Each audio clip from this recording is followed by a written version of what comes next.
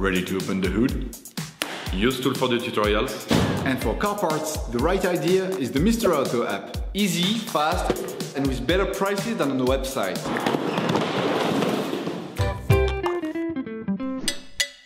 For this operation, get hold of the cabin filter that you will find in the video description.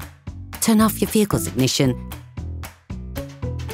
set the parking brake, pull the hood release handle, and open the hood.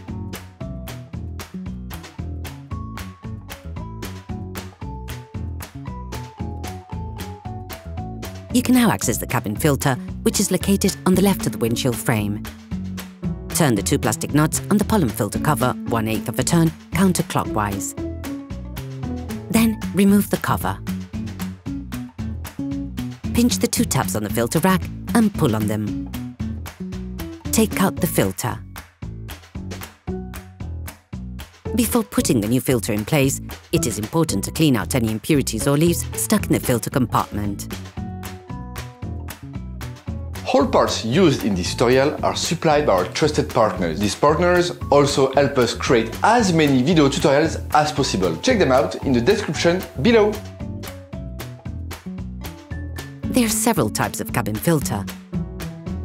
The white ones are called pollen filters and used to stop dust. The black ones are called activated carbon filters and filter out dust, odours and gases. The choice is yours. Put the filter back in place, making sure to check the airflow direction. The arrows should point downwards.